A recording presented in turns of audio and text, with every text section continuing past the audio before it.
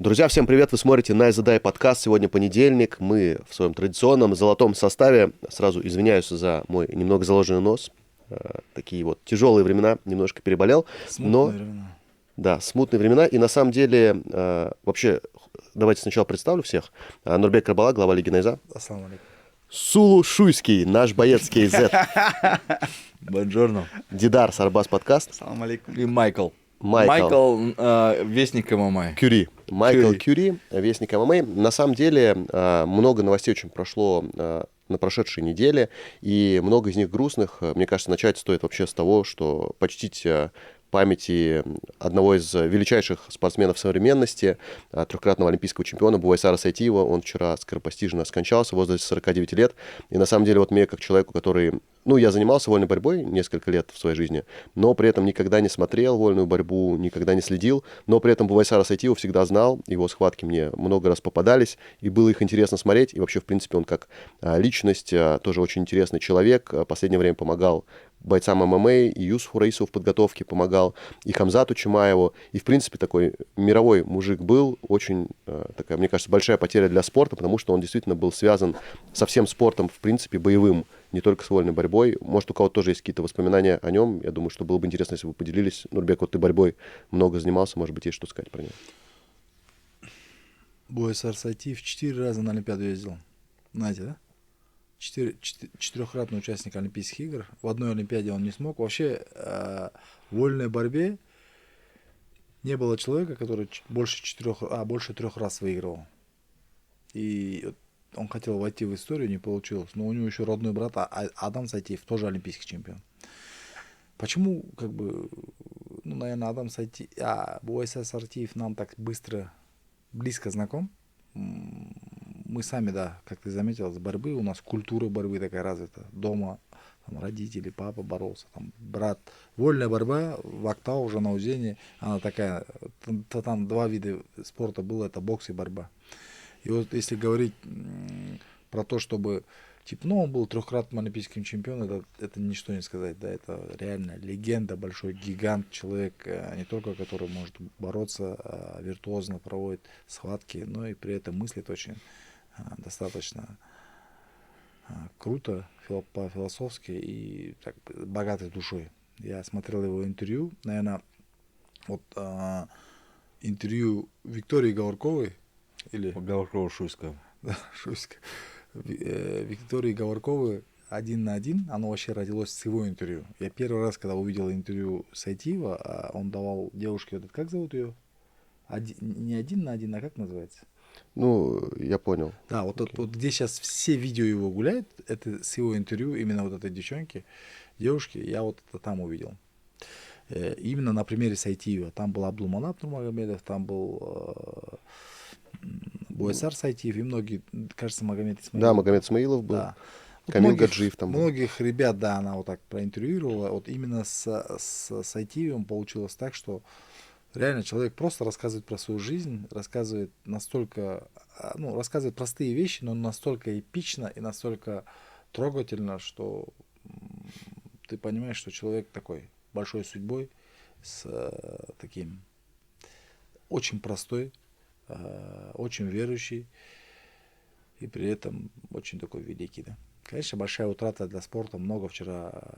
Сразу понимаешь, что человек, да, там не зря прожил жизнь, да, хоть и такую недостаточно длинную, но при этом при всем такую яркую, когда все там, ни один человек плохо не сказал, ни один человек плохо не может сказать, только хороший. Как ты сам заметил, он помогал всем по духу, по натуре своей был человеком не своего дома, не своей страны, не своего города, а всего человечества, да.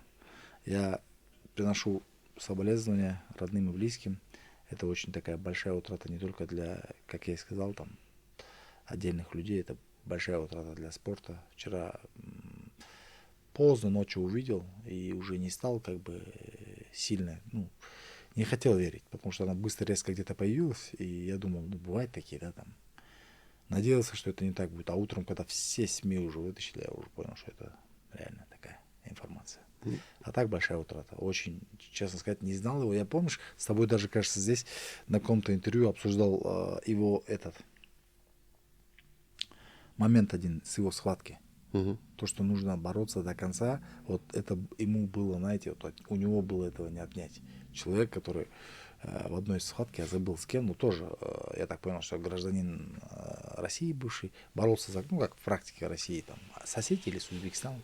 Он с осетинами часто боролся. Кто? Бойсар. Да, я так понял, что он боролся за какую-то страну, то ли Узбекистан, то ли какую-то другую страну. И там такая настолько схватка была, что в бал не получалось, и у Сайтиева, Буайсар не получалось ничего, буквально ничего. Он начинает бороться, и в этот момент, когда он сбил настрой, вот так, ну, отодрав руку, помните, еще соперник долго смотрел на руку, у него аж лейкопластырь наклеили. Вот после этого он сразу его выиграл, да. Ну, то есть за любую возможность, да, цепляется в схватке и как бы делает все до конца, не приемлет проигрыша, не приемлет мысли о проигрыше. Вот такой. Вот что не хватает многим, наверное, бойцам сегодня. Мгм. Кстати, развивая твою мысль о том, что вот он, ну, вышел, да, за какие-то пределы просто спортсмена своей страны, у кого не спросишь из там бойцов или из вольников, кто твой любимый борец, все всегда называют Буайсара Сайтиева. Прям, ну, редкость, когда его не называют, вот, если говорят про борцов. Поэтому, да, конечно. Еще у него уникальная тема была, что он действительно же такой, ну, небольшой комплекции был всегда. Он жилистый, тонкий. А вот сейчас проходил, о нем тоже хочется поговорить, чуть попозже, чемпионат ПВЛ. Ты, кстати, Сул, не пришел, да, туда? Тебя приглашали же тоже.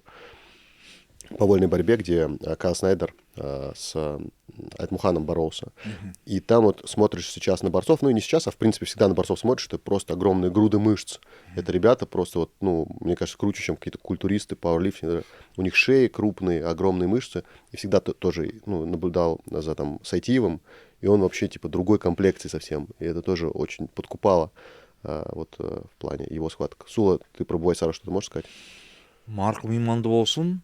Больше сказать ничего не могу. Вольная борьба это всегда было составной частью, одной из составных частей современного профессионального ММА. И я этого человека много раз видел. Ну, в смысле, в просторах интернета. И да, ну, все, что могу сказать, Марк мейманды болсын.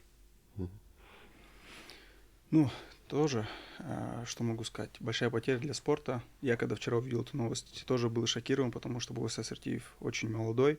Буквально через там, считанные дни, там, 10 дней, кажется, у него должно было быть 50-летие. Долго искал информацию, за чего, тоже изначально не поверил в эту информацию. Вот. Легенда спорта, да, всегда смотрел его интервью, мне нравились его убеждения, взгляды и взгляды на жизнь, поэтому, да, Мейманды болсын. 4 цикла олимпийских прошел. 16 лет, получается. 16 лет на высоком таком Ну, уровне. топовый уровень всегда. На высоком уровне боролся. И последняя Олимпиада, кажется, он тоже выиграл. А вот где-то 2-я или 3-я Олимпиада он проиграл, я помню. Я помню, мы когда следили, в классике гигантом был Карелин, а в вольной борьбе вот Буайсар Сайтиев. Это вот человек, который единственный, мне кажется, 4 раза на Олимпиаду ездил. И 3 из них выиграл. Мне кажется, это единственное. Да, грустные новости. Давайте на борьбу тоже перейдем. Был турнир PWL, и там Резабек Айтмухан выступил, боролся он против Кайла Снайдера, и, ну, можно уже сейчас, ну, как бы, да, не скрывать, с разгромным счетом проиграл ему. Схватку кто-нибудь смотрел? Я был на этом турнире, в начале на открытии, но не досидел до схватки Резабека. Почему? Потому что я не планировал в этот день вообще идти на мероприятие, а пошел, потому что Гаджи Шапиевич, мы должны были там встретиться, поговорить как раз таки вот о спорте, у него очень хорошие идеи были, мы там встречались. Как раз таки с представителями ПВЛ общались, переговоры вели. Но не досидел до схватки. В целом, знаешь, хочу рассказать про этот турнир. То, что я так понял, что там все на скорую руку делалось, но при этом, при всем, даже в избытке, на мой профессиональный, как бы промоутерский взгляд, в продакшене хорошо постарались. Очень красивая съемка, очень красивый свет и продакшн, выход. Видать, есть какие-то определенные стандарты, но при этом, при всем радует, что вот они приезжают в Казахстан и, скорее всего, даже не сомневаются, что здесь будет круто. Уже ребята на руку набили. С 2020, конца 2020 года, когда мы эти стандарты задавали здесь, в Казахстане, Никто и не предполагал, что в Казахстане может быть такая картинка, может быть такое качество. Сейчас радует, что вот эти ребята, я, насколько помню, это, кажется, ребята с Индиго ставили, да? Да, да. Они, кажется, ставили, да. А это, чтобы ты понимал, самый первый, который я сюда пришел, вот я им прям вплоть до лампочки показывал, как ставить нам свет, как должно быть у нас. Мы у них в студии проводили, кто, если помнишь, Сулу, ты был, да? Когда мы куда-то туда на Ташкентскую ехали. Какие-то склады, да, там? Да. Вот это у них Дубак там такой очень нереально был. Я их нашел по объявлению, пришел В в газете. ангар. Вот они молодцы, что сделали. Они весь ангар покрасили в черный цвет и снимали там какие-то клипы, там представления. И я Где-то пришел... на Рыскулово, где-то там же. Я пришел, оценил ситуацию, что техники у них достаточно, и само помещение подходит. А как раз в то время пандемия была, и нам не разрешали где-то проводить, а там закрыто. Я говорю, все, закрыто, давай. Закрыто, но 300 человек зашло, да. И вот мы с ними поработали, они прям вот этот парень, я не помню, как его зовут, Сергей, кажется, или Андрей. Вот он молодец, ну, вырос достаточно. По схватке что ты скажешь? По схватке я так отрывками посмотрел, приблизительно, ну, не знаю, почему я предполагал, что Айтмухан проиграет. Знаешь, не то чтобы не верю в него, верю, но Снайдер это реально такой уровень другой. Уровень другой, высокий. Он с Айдулаевым, там у него там такая схватка была, да. При этом, при всем, вот так на него смотришь, как будто мы его уже знаем там долго, да. На самом деле ему 27, да? 29. 29 лет, а Айтмухану 20, 20. Да? 20-21 год. Вот как раз Снайдер, он в 20 лет стал олимпийским чемпионом. Не может быть. Может быть. Нет, 100%. ты ошибаешься. Он Нет. туда проиграл с Айдулаевым. Нет, он золото забрал в 20 лет. Первый раз? Да. Ну, я вот по этой теме не знаю. Не В 2016 году он стал олимпийским чемпионом. Да? Мгм. Ну, раз так, олимпийскому чемпиону проиграл. Ну, вот что хорошо у Ризабека, еще борьба же, ну, как бы по максимуму менее травматичная в большинстве случаев. Не так, как футбол, там, да, там, не знаю, может быть, какие-нибудь другие виды спорта. Больше такое, это борьба, она реально человеку присущему всю жизнь, да, в этом положении тянемся, боремся, там, схватка и так далее, и так далее. И радует то, что у Ризабека еще есть такой большой промежуток времени, где, Ну, когда, запас. если все будет хорошо, он поборется еще, поборется, докажет еще, что он там крутой, и у него все впереди, я считаю. 20 лет так бороться на таком уровне, трехкратный чемпион мира по разным возрастам, но все равно как бы в истории не было, да. Чемпион мира по взрослым, у нас в Казахстане его никогда не было, кажется, да, по вольной борьбе. Сейчас уже появился второй еще. Да, появился, кстати. Но он первый чемпион мира из Да, Казахстана. круто, мне это нравится. Я схватку тоже не смотрел, и в целом, наверное, тяжело смотреть такие виды спорта, не такие зрелищные, да, наверное, потому что мы зрители, которые уже присытились, да, к какому-то экшену. Но в любом случае проведение таких турниров, у меня такое мнение, что, ну, классно для наших спортсменов в первую очередь, когда к ним привозят таких именитых и мастеровитых спортсменов, где ты можешь свои силы проверить вне каких-то официальных, да, соревнований и перенять опыт уже там непосредственно на ковре. Я считаю, это, ну, классная идея, классная задумка и вообще классная реализация, наверное, да. И то, что если еще это у нас здесь, в Казахстане, я думаю, это классная возможность нашим спортсменам именно вырасти в уровне. Мгм. Мне, ну, я был на турнире, и схватку смотрел, и с ними записал и до схватки интервью с обоими, Ты молодец. и после. Я видел, как ты активничал в это время. Правильно? Да, просто, ну, я вот говорю, мне просто немножко удивило, что, ну, как будто бы не было, ты сказал, что хорошо там свет был поставлен с технической стороны, да, но мне прям не понравился, говорю, вот пиар-мероприятие, что для Я меня... тебе говорю, они в очень ускоренном Ну режиме да. это все сделали. Человек, который далек от борьбы, все равно, я реально на ММА сконцентрирован.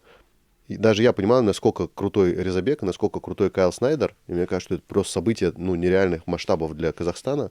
И что оно вообще, вот, по сути, кроме, ну, моих интервью, там никого и не было. Из там прессы. То есть, ну, люди вроде как были с какими-то микрофонами, но этих интервью в интернете не найти, нигде не найти. И никто вопрос не задал. Я задал вопрос, потом просто все как бы, ну, разобрали. А Виктории там не было точно. Да, вот надо Ну, было и они отправить как ее. бы не Молоко, звали, шишка. а если бы, допустим, меня поработал. позвали, я бы уверен, я бы пошел. Я про это и говорю, что, ну, это супер, ну, их, да, Нет, событие недоработка. реально крутое. Я узнал в этот же день. Мне сказали, а сегодня будет борьба. Я говорю, кто борется? Снайдер там с этим. Я говорю, да ну нафиг, да. Ага. И все. И Миша прав в том, что действительно никто не знал про это событие. Видишь, локально не здесь находятся, а билеты заранее продают, знают, что там, я видел, что они на 1/3 этот зал закрыли. И в чем прикол, знаешь? Я вот этот такой момент уже не первый раз замечаю. Боролась девчонка наша казахская, Да. Джамиля, с кыргызской девчонкой. Первая схватка, кажется, Мгм. самая первая Они схватка открывали, она да. была. И когда кыргызка выиграла, ползала кричала. Я из этого сделал вывод, что там половина зала с Кыргызстана приехала посмотреть. Там эти же еще был гонки. кыргызский борец очень сильный, тоже он олимпийский серебро, по-моему, сейчас один из таких. Как его зовут? Я не вспомню, я же говорю. У него такое еще имя такое, да, звучное. что-то. Я могу посмотреть. Я вот с ним. Как же В жесть. чем прикол? В чем прикол? Что там половина зала, даже больше, было с Кыргызстана. Вот там есть сейчас тоже кыргызская звезда борьбы. Да, Их да. 3 брата вообще. Я просто, сори, ну, я говорю, борьба вообще не мой прям конек, так что потом посмотрите в интернете. Тоже хотел с ним записать интервью, его увели быстро очень. Там, говорю, так неорганизованно было, ты если поймаешь кого-нибудь из борцов, ты его запишешь. Если не поймаешь, то не запишешь. Я вот Его его- увели, в смысле, организаторы увели? Не, он сам ушел типа А. хавать, а его должны были привести там я на пресс-службу. Резабека видел, как там чуть ли не телохранители выводили. Вот, по поводу Резабека И тоже. давали подходить. Интересный был момент. Резабек, ну, потерпел поражение и говорит, все, я не пойду ни на какое интервью. Ну, а я остался, говорю, организатором, вы чего гоните? Ну, что значит не пойду? Ну, наверное, скорее всего, даже в контракте это не прописано. Не, они говорят, он должен идти, типа. Да? И мы все уже ушли, вообще вся пресса ушла. Я говорю, ну, Они могут не надо заплатить, же, да. да, даже вот зрители же пришли там на Резабек, хотят узнать, в чем причина, в чем проблема. И только когда уже там, ну, начали разговаривать, его потом привели. Ну, вот сам факт, что неорганизованно, короче, все было прям. Вот. Там тоже был забавный момент, была драка после одной Вот из слышал, схваток. да, про драку не видел. Там вот Магомед, это его называют двойник Хабиба, тоже олимпийский чемпион 2024 года. Он реванш взял, и тренера их там зацепили. Здесь же был он на сборах у нас, да? Я не Его знаю, этот кстати. привозил, да? Как его? Эдуард? Эдуард, кажется, Ой, привозил. я ну, про это не знаю. Да ладно. Кажется. По-моему, да? Их там двое же было, да, по-моему? Кажется, его привозил. Ну, ладно, да. Суть в том, что началась драка. Ну, их за трибуну охрана увела, и за трибуну тоже у них начал продолжаться махач. Ну, и как бы в 21 век все с телефонами. Все телефоны достают, снимают, а я с оператором был, он на камеру снимает. И вдруг женщина-организатор начинает перед нашей камерой прыгать: уберите, уберите. Я говорю, женщина, типа, ну вы не видите, типа, сейчас 21 век, все с камерами такие стоят, зачем вы перед нами прыгаете? И у нас прям вот эти кадры с дракой, ну там женщина прыгает на нас, короче. Тебе не повезло, получается, да? Мгм. Ты не успел. Не, я на телефон уже поснял, А. просто сам факт, я думаю, вот тоже. Сами организаторы не совсем понимают, что делают, как бы. Ну, я думаю, вот Медиа этот не турнир, устроили. это будет... по-любому снял, да.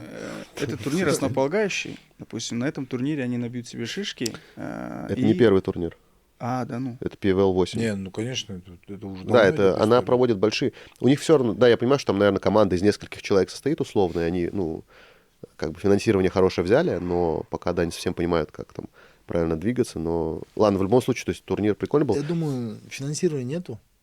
Не, ну, Кайла Снайдера привести, финансирование точно есть. Да, ну я даже примерно знаю гонорар, не примерно, а точно знаю гонорар Снайдера. Снайдера, Там мгм. не совсем такой большой гонорар. Блин, не знаю, ну... Ну, и ладно, если ты знаешь точно, потом скажи. По После. сравнению с ММА. Даже интересно теперь. Просто, А ну, он что, должен дорого стоить? ну, это самый популярный там борец США. Ну, просто борьба сама по себе не популярна. Давайте Фаниль, так. Фаниль вчера на боксе с этим у Камиля заработал, наверное, на 10 миллионов больше. Это надо, то есть, чем Снайдер. Конечно. Ну, для А чё меня это- Снайдер? Кто знает Снайдера? Вот даже вот ты, брат, говоришь, что там Не, я столько народу знаю его, сидел. я знаю его. Не, вот это вот сейчас действительно, говорю про гонорар. Я его не знаю, к примеру. Вообще Не, понять Су, не имею, кто ну- это. Я, честно сказать, я Резабека Айтмухана Ну, по не знал. легенде, Если бы он не знал бы, я бы не знал. Ну, просто не следишь за борьбой. Не, Асул, ты следишь за ММА, не следишь за борьбой, но, по сути, если честно, поставить Кайла Снайдера, вот при всей моей любви к Фанилю Рафикову, да, к моему там товарищу близкому, но как бы Кайл Снайдер популярнее Фаниля Рафикова. ну, это олимпийский чемпион. В мире. Ну Если да, говорить про мир. да. Да. Если Ну, говорить про опять же, Казахстан, опять же, Да, да, на уровне мира, если брать, у него всего лишь, я просто, У него мало я подписчиков, там да, же да, сидел, 300 я тысяч говорил, подписчиков. вот когда мы разговаривали там про популярность борьбы, про борцов. Я просто привел пример. Вот олимпийский чемпион, сколько у него подписчиков? 200 тысяч было на тот момент. Посмотри, У пожалуйста. него 300к, но у него... Я вообще не знаю, как Но его он даже типа не найти. ведет, он вообще не ведет соцсети тоже. Да. будем Ну вот я честными. про это и говорю, что как бы в чем вообще разница. А он не ведет, потому что он с этого не имеет выгоды. Не, он типа такой... Да, не, не, камон. Сул, Если он получает, вот смотри, сколько, если вот... не, Сул, он реально такой затворник, короче, чел. Он, ну, просто Хорошо, такой давайте вайп. возьмем, кто не затворник из этих борцов? Например, Абдулашид Садулаев. То у него много, да, Да, подписчиков? я думаю, что под лямчик у него точно. Да, да. Ну, он и популярный в России очень. Ну вот, а они типа главные ну, враги на протяжении уже вот Да, 4 да, там да. схватки У или них 5. даже какая-то драка была, да, помню, да? Драка. Стычка была. Ну ладно, Вот. чё А уже он так? потом, Они Снайдер же- приезжал он в Дагестан приезжал, к нему, да. он ему дарил этот А, кинжал, там, Ну, булку. молодцы. Они Ну уже вот ты вот про запатентовали. него говоришь, я понять не имею. Я кто знаю, это. потому что не следишь за борьбой. Это нормально. Вот в том-то и дело, Майкл, то что это нормально для обычного человека. Но знаешь, вот в чем прикол? Смотри, без раскрутки этот турнир, вообще не было раскрутки никакой. Есть всегда вот эти 3000 человек, которые вольную борьбу смотрят, они придут. Вот это Да. тоже мне нравится в комьюнити вольной борьбы. Что, вот я Да, даже посмотрел по узкая людям, аудитория. там, в основном, там Чисто со сломанными, вольники вот, приходят, вот со да, сломанными да. ушами, типа дети их, типа, вот такие, чисто у них своя аудитория, делают на свою, и жалко, что они не могут как-то вот масштабироваться, потому что ММА, Ну, я тебе скажу, этот турнир уже масштаб, можно сказать, для борьбы. Потому Он что очень, не зрелищно. Он очень круто прошел, во-первых. Во-вторых, с точки зрения, я же говорю, вот я своим профессиональным взглядом посмотрел там на продакшн. не, картинка что кайфа, я происходит. тут спорю. И картинка, и как все там они запланировали, все прикольно. Все прикольно. И если это будет продолжаться, ты сам говоришь, это 8-й. Ну, на самом деле, давай будем справедливыми, 8 турниров это немного. Мы проводим уже 70 какой-то турнир, и то свои ошибки видим. 71-й. Да. Был. А Ты не знаешь, сколько ты провел ну, турниров? в общем, да, там 71-й. А у них это 8-й турнир, брат. С У них Нурбек, еще в борьбе, знаешь, в чем прикол? Что интересно, этот турнир, он в календарном плане. И, допустим, затянуть тех или иных людей на этот турнир, его обязательно должно командировать местное там исполнительный орган или федерация или так далее. Прикольно, да? ну, а наши турниры не в календарном плане. Какое? Ну, ММА турнир. Нет, ты чё, наши турниры, они как типа относятся к профессиональному виду спорта. Даже если бы нас бы как бы кого-то бы как там имели, планировали там командировать, наш вид спорта реально там находится внизу. Внизу, когда идет выбор там про олимпийский вид, тем более после этой Олимпиады вообще там укатили его куда-то. Потому что Потому что. с вас ничего не поимеешь. А там дофига можно где лазеек найти. Ну это ладно. Это так и есть, брат, это не ладно, это правда. Дарлин. Будь чемпионом в бизнесе. Доверь рутину Дарлин. Просто тупо правда. Вот. Я просто не стараюсь об этом говорить, знаешь почему? Потому что бесполезно. Так Нет, что, тогда можно просто об этом, если нету никакого смысла, если нет никакой пользы, то можно, значит, и говорить. Вас не ставят туда, потому что нельзя там какую-то тему взять и где-то бюджет урезать себе в карман положить. Поэтому вы не интересны чиновникам. Вот почему. Давай Вот эти вот все мероприятия, там потому что государство платит. Там можно себе денежку сюда раз в карман. Поэтому тебя никто не будет туда тащить. Это Сул, ты почему не пришел на турнир? Тебя же куда? приглашали. Вообще не люблю вольную борьбу. Вот клянусь, хотя занимался вольной борьбой, мне абсолютно неинтересно смотреть. Просто не люблю. Ты Айтмухана и Снайдера не смотрел? Я Айтмухана видел всего лишь один раз в своей жизни на Найзе. Кстати, он приходил и там с ним сфотографировался. Я понять не имею, как этот парень борется. Но мне не нравится борьба. Окей, я не осуждаю. Я тоже занимался вольной борьбой, но я не смотрел. Ну, ты боксер. И вы все вольники, да, я смотрю. Я занимался Братан, продолжительное кроме время. я вот здесь кроме вот меня могу все тебя в вольные узел занимаются. завязать. Я В узел занимался могу завязать, брат. Ты чё? в детстве. Шансов не оставлю ни небольшое, одного. Непродолжительное классик. количество времени. Хо-хо. Полуборцы В ноги вас сразу назвали пройдет всегда. тебе и на второй этаж. Не смотрел? Да. Окей. Я видел. И что- смотреть не буду, понял, да? Мне просто тоже интересно, в Олимпиаде же нету 92 килограммов по весу, есть 97. И вот, ну, что дальше вот для Резабека? 97. Он же перешел уже в 97. Да, Ну, уже он перешел, но вот у него с Снайдером не получилось вообще.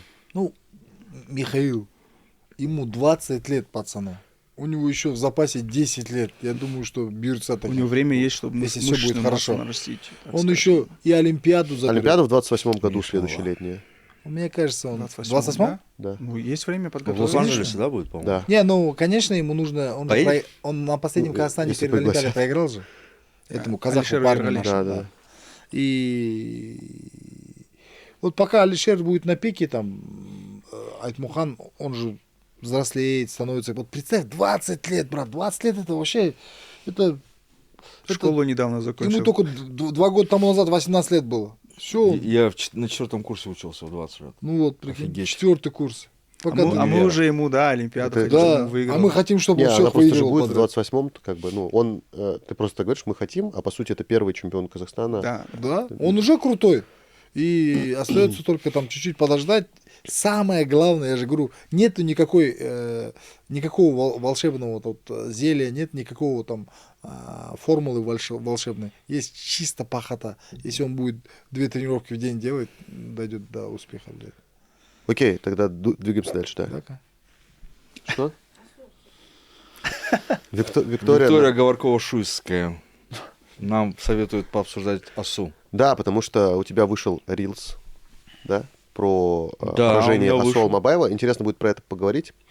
И, в принципе, про UFC там было 2 боя. Один начинал, второй заканчивал. Оба бойца Лиги Найза, Тимиров и Алмабаев, бойцы, которые у нас дрались. Причем с одним и тем же, да, соперником. Да-да-да. Они оба дрались. И оба нокаутировали его, кстати. Да, один открывал карт, второй закрывал. Чтобы интереснее было, можно начать с Тимирова. Ну, Давай. Тимиров, получается, отомстил за Азата Максума. Блин, у него вот это, знаешь, я прям... Ну, это прикольно в заходах каких-то в роликах, Да-да-да. типа И за отомстил. Жалгаса Жумагулова в таком случае. Ну, нет, ну там, получается, не отомстил. Просто мне кажется, да, вот отомстить, типа, это такое. То есть они выходят очень не мстить, наверное, в клетку. Не-не, ну это так, для красного словца. Для Но- болельщиков. Но вообще, в целом, мне понравилось, как Тимиров выступил. 3-й раунд он слил, конечно, но первые 2 раунда... Он очень- выиграл, да, думаю? Вот потому что очень мне хороший. вот казалось, что вот все как бы там все на тоненького было. Как-то я вот не мог бы сказать то, что прям вот... Я почему-то, если бы дали победу Джонсону, Мгм. я бы не удивился. Честно скажу. 3-й был явно то, что он слил, а вот первые 2 я бы дал и в ту, и в другую С сторону. Джонсоном дрался этот Асу, да? Нет. С ним Жако дрался. С ним Не, Жако, дрался а кто Жако, выиграл из Макаев с наших ним дрался. Из наших никто его не выигрывал, брат. Он реально крепкий. Это Он который очень... вот здесь. Да, да, с да, лысиной да. сзади. Я думал, Асу с ним дрался, не дрался, да? Нет, нет. Нет. Он супер неудобный. Ему 36 лет, он его просто быстро решили руками слить. бьет, очень Мне быстро кажется, его на просто решили слить. Ну, он, знаешь, его постоянно вот пытаются слить, а он в сливается. прошлом году 4 победы подряд одержал. Реально на очень крутом винстрике. При этом он еще и такой, типа, ну, нестандартный. Он поздно там в единоборство пришел. В Таиланде тренируется. То есть такой супер какой-то необычный чувак, просто неудобный, который хорошо дышит. Корявый, короче. Всегда дышит там в 3-м раунде. У него и с Макаевым в 3-й раунд был такой, ну, тяжелый для Макаева. Хотя первые 2 тоже там без проблем он выиграл. И Тимиров мне понравился. Мне кажется, такая прям угроза для наилегчайшего веса. Быстрые руки, тяжелые. В борьбу не дается, сам переводить умеет. Единственное, что, ну, типа, не борется в партере. Но вчера очень хорошо выступил. Ну, я не прям так впечатлен, честно сказать, Тимировым. Ну, кстати, вот по поводу Джонсона, он еще, чтобы просто понимали, сейчас это даст победа войти в топ, потому что Джонсон занимал 13-ю строчку. Сколько лет Тимирову? 28. 28, да, ему разве? Да. Мне казалось, 26. Нет, 28. Ну, лучше уточнить, но мне казалось 28. А Джонсону 36. А, значит, ему 28, Джонсону 36. Все. Но ему, наверное, есть еще куда расти. Возраст позволяет. Я был на чемпионате мира по ММА в Узбекистане. И Тимиров, я увидел, как Тимиров заходил на арену. Там И что чуть ли не 222-й Мерс. В округе человек 30-40. Там якобы телохранители, короче, его окружают. Он в центре. Вот после UFC он прям жесткой звездой стал в Узбекистане. Хотя всего лишь на тот момент 1 бой выиграл. Но он финишировал еще. Ну, он же до UFC еще его взяли Не, с я Райзена. Не, понятно, но тогда он не такой был. И вот именно после UFC прям... Вот, и такая, знаешь, как образ такой, походка в округе там А толпа. ты смотрел его бой? Я? Вот то, что он дрался. Нет. Я, честно сказать, Майкл, я не сказал то, что прям я впечатлен. Видно то, что вполне вероятно возможно, ему стоит еще, то есть заниматься надо еще прям очень-очень-очень, потому что вот все-таки третий раунд, опять же, ты сам сказал, то, что он слил его Джонсону, блин, ну как бы так есть о чем задуматься. Я не говорю, то, что многие сливали, да, Джонсона третий раунд, но тут прямо он был на краю, он не просто слил, там были варианты, когда я думал, боже, он сейчас... Ну вот это прикольно, что он показал характер, в принципе. Я говорю, что Джонсон неудобный и топовый боец. И первые два раунда, честно сказать, то, что они были, ну, на мой взгляд, какие-то такие все-таки больше пограничные. А кто дрался еще в этом карте из таких популярных? Все, вообще, если честно, это... Ну, Для нас это только Асу и да, Тимиров, просто карт реально... Ну, там вот Рикардо Ламос дрался, который там 10 лет назад был популярен. Рамос То есть знаю, это самый худший, не знаю, карт за последние много Хакмарас, времени. по-моему, да, дрался? Да, Хакмарас. Ну, типа супер, да, отстойный карт. Там в соглавном бою вечера был парень с 10-6 рекорд против... Вообще удивительно, что это UFC. Но это был на Апексе, то есть закрытый видел, UFC, поэтому... Ну, как можно сделать скидку, что просто они дали, типа, возможность подраться с тем, кто давно там не дрался, не знаю. Ну, Асу и по накалу хороший бой получился. У Асу и КП? и КП. Мне понравилось, как проходил сам поединок, напряженный такой, да, по накалу был для нас. Это Асу первый бой, да, который там, или не первый бой, после третьего раунда прошел. В третьем раунде закончился? Да, в третьем. Это, Он не зашел Он до только одну четвертого. же схватку Не зашел, да. финишировал, да, по-моему? Да, в в первом UFC, в да. дебюте. Все остальные Да, были... все остальные С решения он решением, побеждал. да. я имею в виду, что... Первый пятираундовый Пятираундовый бой у бой, него? первый да, в- пяти Ну, раундов. именно в UFC точно первый, Да, а в М1 у него, В по-моему, был М1, пятираундовый. кажется, один был, да, поединок. И у нас был. Ну, У нас за титул уже, да, 5 раундов, но при этом он там в первом раунде сюда. главный вопрос, который сейчас обсуждается, да, в сети, и который тоже Сула у себя поднял, ну и в целом это действительно интересный вопрос, что заиграло, то есть насколько были значимы удары в глаза, тычки в глаза, потому что их было действительно, ну, довольно большое количество, плюс были повторные, или все-таки вот там версия тоже одна, что просто, ну, Асу какой-то свой пик, да, достиг, и просто, ну, он не может пройти Манели КП. То, о чем как раз Сула рассказал у себя в Инстаграме, вот хочется... Ну, это опять мое субъективное Да-да, мнение. но... Я согласен с Сулой, что это его уровень на тот момент. Но при этом, при всем, что он там дальше не вырастет, я с этим не согласен. У Асу еще он развивающийся боец. И Но он думающий. возрастной уже для Ну, ММА. при этом, при всем, знаешь, у нас, у казахов, уже не раз говорили, что мы там начинаем стрелять именно мухачи после 30, начинают там развиваться, раскрываться. Это такой азиатский потенциал, да. И если говорить про Асу, ну, конечно, он там, как вино, все лучше становиться не будет с годами, но при этом, при всем что-то такое функциональное у него всегда будет, я думаю, скоростное. Сколько лет этому? 31 тоже. Машина. Ну, они одинакового возраста. Машина. Машина? Мираб, большими? Мираб. 34? 3-4, да. 34 года. Вот тебе, 34 года Мираб машина. Прет как машина реально, да. Также и с Асу, я думаю, у Асу с функционалкой проблем нету. Там единственное, мне непонятно было, почему Асу отдаляется на дистанцию очень сильно. Почему? Потому что, ну, понятно же, у тебя соперник бьющий, в антропометрии длинный, и чем больше ты ему дистанцию оставляешь, тем опаснее для тебя, да. Вот эти моменты непонятные были. Мне кажется, все-таки Асу был геймплан там бороться с третьего раунда, но мы бы хотели, чтобы он сразу борол, да, там загрузил руки, шею, спину в начальном этапе еще. Потом проходил, наверное, не просто там из-за того, что надо проходить, или с ударом, или после удара, да, соперника. Такие моменты были, но это наше мнение субъективное. Я согласен с Сулой, еще раз повторюсь, что Асу на тот момент это его уровень, то есть КП это реально высокого уровня боец. Но то, что Асу остановился и все, там дальше от него нечего ожидать, я с этим не согласен. Асу будет развиваться, я думаю, и еще покажет высокий класс.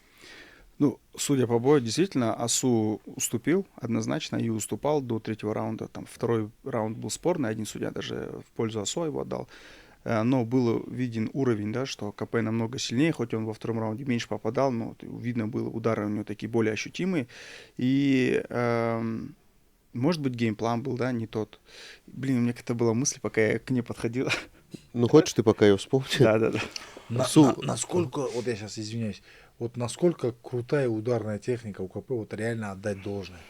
Человек в стойке, да, вот мы же видели, как Асу, да, там сайстепы бьет, там правый прямой, левый сбоку, или такие какие-то серии максимум из 2 ударов.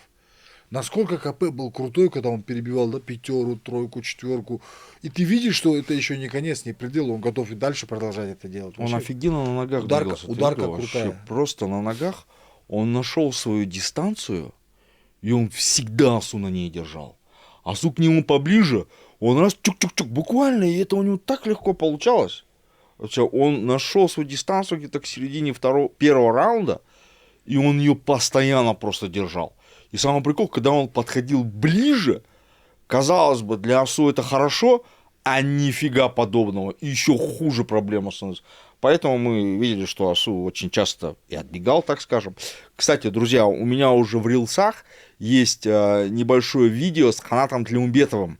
Это один из первых тренеров Асу Алмабаева по комбат джиу-джитсу. В общем, свои первые шаги в профессиональном ММА и в жек-пежек Асу начинал именно под руководством Ханата Тлеумбетова. Это сенсей.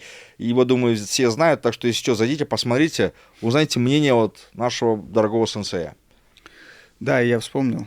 Но я хотел сказать то, что тычки в глаза однозначно повлияли. И вот реально UFC надо что-то делать с тычками. В предыдущем Сихуда. турнире, да, Сехуда не смог продолжить. Здесь Манель КП много натыкал, причем было видно вот этот, сейчас везде форсится, что он вот так попал.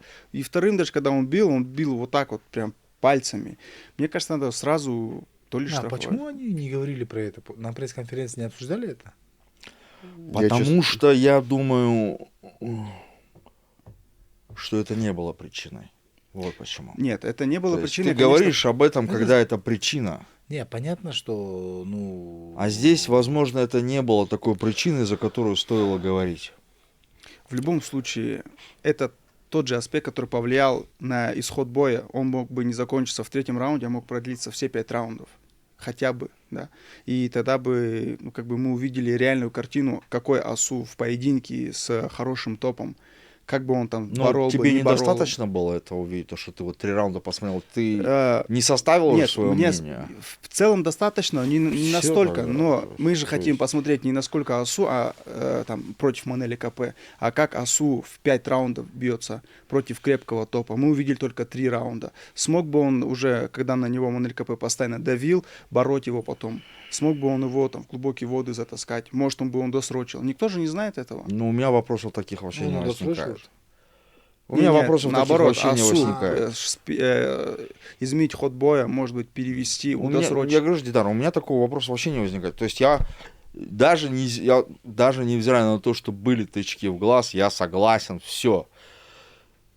Ну, как бы так И это... как бы то ни было, знаете, Асу не раз будил нас рано утром своими поединками, не раз даровал там всем фанатам такое, ну, чувство наслаждения, да. За последние годы в UFC не все выигрывали. Вспомните, да, там немногие выигрывали, да. И это был Шавхат и Асу. Где-то местами у Мороза получалось, помню, у Азата Максума Агапова 1-1. получалось, у Дамира Исмагулова получалось. Азата Максума что? 1-1. 1-1 в А, UFC. вот, да, 1-1. Азат Максум не дрался вот с этим парнем? С Джонсоном Да. дрался, Дрался, проиграл. он проиграл, мы уже про это говорили. Он про него. Все. Я помню, что казах какой-то дрался. И Асу, наверное, это тот человек, который в истории первый раз возглавлял карт, да, в UFC. Это один из их 2 человека всего лишь в топе было, вот и вот второй это Асу. Ну, Дамир еще. Ну, прям так близко там к 8, к 9, и к 6, наверное, никто не... Ну, даже на 5 место поднимался, да, однажды? Или 7? Алмабаев? 7. Самый максимальный его 7 уровень. И я считаю, это история, это круто, это Да, дойти до этого уровня Да, парню простому. Да. И что Соглашусь с интересно, вами. вот сейчас, вот с Асу даже мы обсуждали, Асу, когда смотрел поединок Ермахана, который у нас дрался, с 7, он говорит: Нурбек Агай, смотрите, говорит, Ермахан, кстати, был с ним же там. да. Ну, я вот почему и затронул его. Он говорит: смотрите, говорит, этот парень в своем первом дебютных боях, там, 3-й или 4-й бой там, в карьере, он дерется, будто сейчас мы, да, технически оснащен настолько, как будто мы. Представляете, сколько, как ему будет, каким он будет, когда у него 10 там боев будет, 15 боев будет. Ну, вот так, да, у Асута их много, там около 20 боев, да? Да. Да, и вот с этим учетом, потом осознавая, что ребята реально прогрессируют, с такой завистью, говорит, если я, говорит, в свое время там в третьих, в четвертых поединках вот таким технически вот так оснащен был бы, сейчас бы не знаю, что со мной было.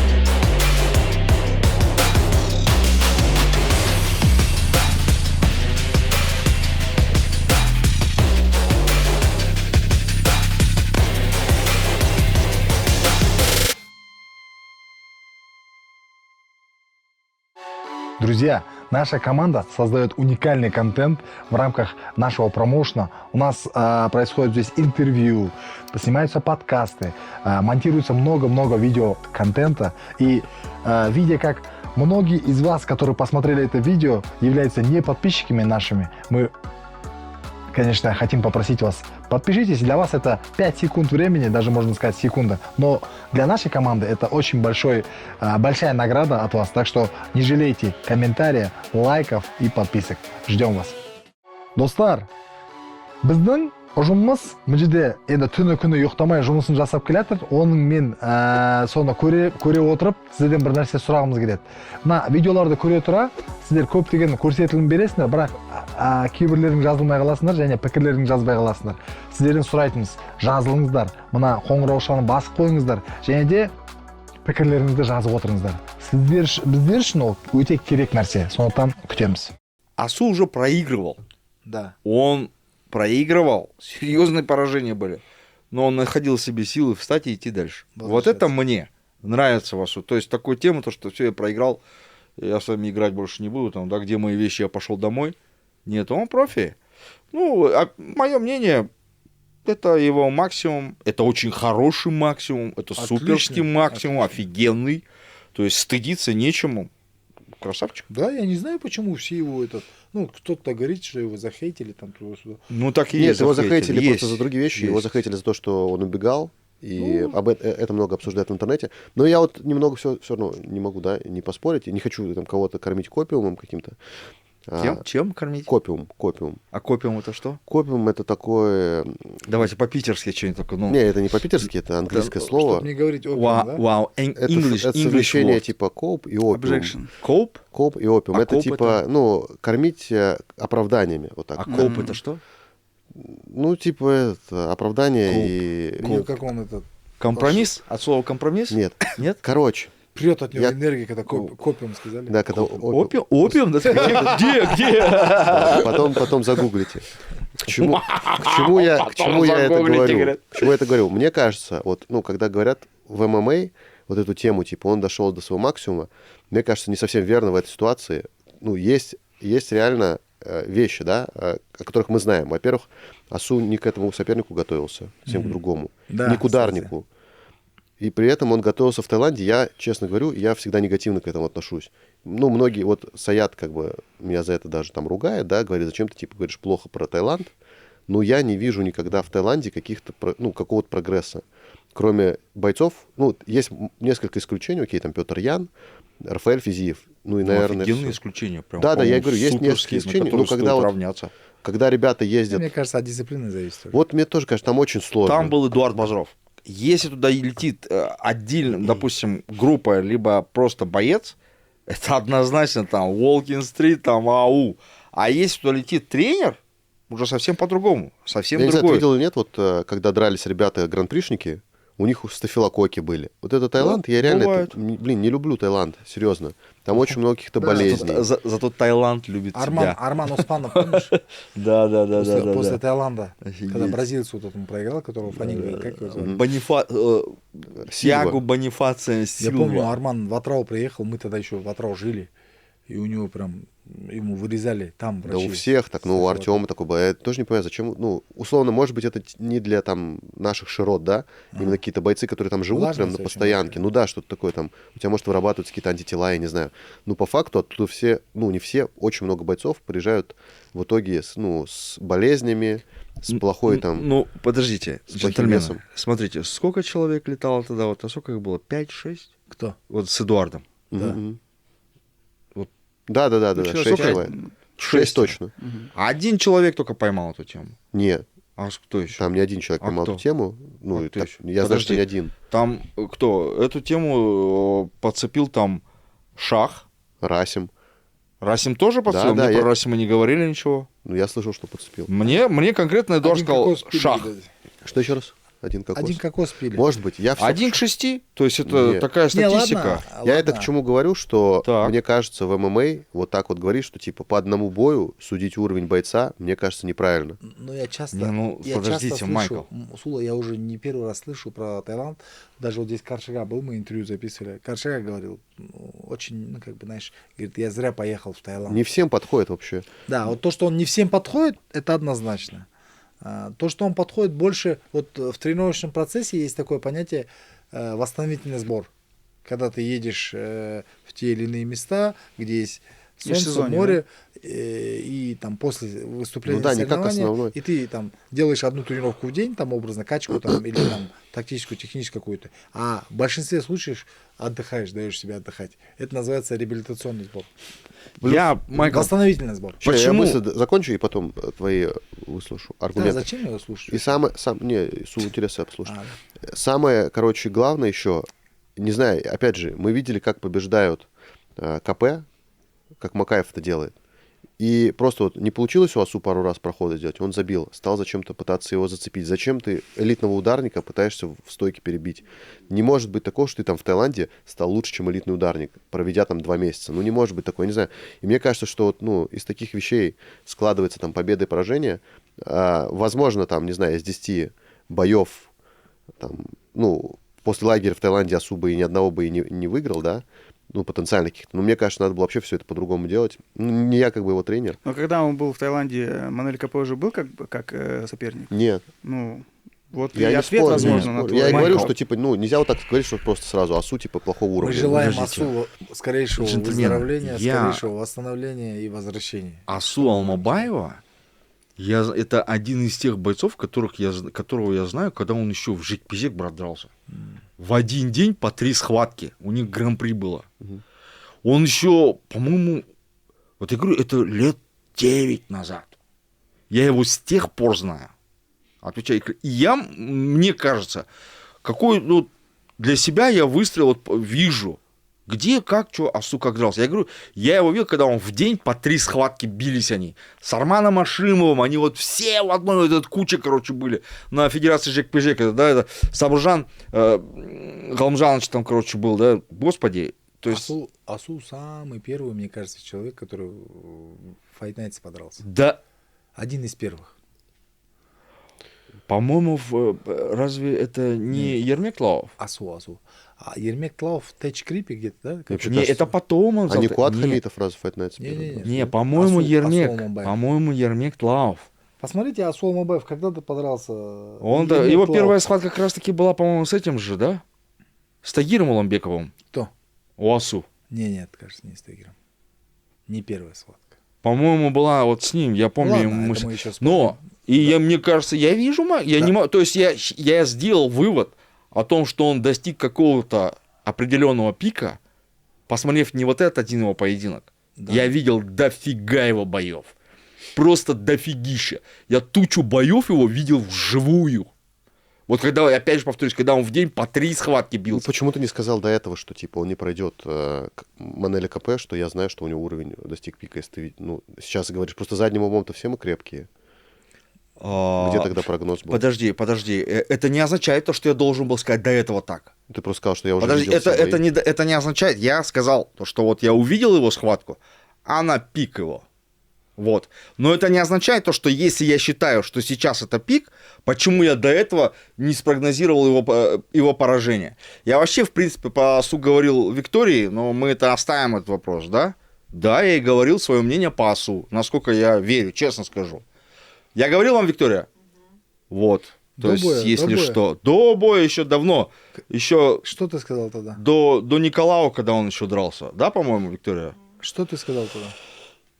Я сказал, что я не скажу вам, это был наш личный разговор с Викторией Говорковой-Шуйской. После этого Пресечай. они однофамильные. Вот, но, Майкл, то есть я считаю то, что я вот посчитал, увидел так, то, что Не, я здесь, тебя переубеждать подожди, не буду. и также, Майкл, а почему я должен был сказать то, что... Не, Су, я почему я в это не верю? Я сказал то, что я увидел вот сейчас вот с ним, его максимум.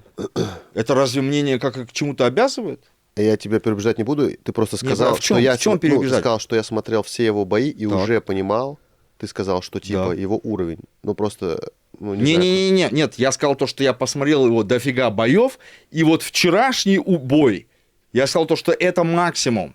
Я увидел максимум, то, что он выше здесь не показал бы. То есть я это имею в виду, Майкл, то есть... Ну, я, короче, ну, все равно не соглашусь. С чем? С чем? А с чем Вот, ты я не согласишься? соглашусь, что это его максимум. Мне кажется, Так, окей. что... Ну, это, опять же, все субъективно, Да-да-да, согласитесь. я Мы же будущего не можем знать. Факт. Мне кажется, что просто... Ну, максимально, короче, из того... Блин, я Да, говорю, я не Тагир любитель Уламбеков. защищать Я же говорю, бойцов. так Ну, не первый бой. До этого, в 2016 году, он подрался с Галам Мирза Аязов с Кыргызстана, кажется, да? В АМС. 2016 год, вот я говорю, это один из первых, кто дрался вообще в этом, как его? Fight Night. В Fight Night, да. Потом еще и в ВСЕ у него поединок был, я прикинь, вспомнил. Короче, прикольно было бы послушать самого Асу. Вот, в Ну, мы целом. послушаем, я думаю, будет Не, время. Ансу много раз были поражения, он всегда вставал и дальше шел. Вот это в нем не отнять. Это самое главное. Да. Ну и особенность дивизиона тоже не нужно забывать. Буквально одна победа, хорошая уверенная победа вернет его в титул. Ну нет, кстати, одна победа точно не вернет уже в титульную гонку. Ну, смотря кого дадут следующим соперникам.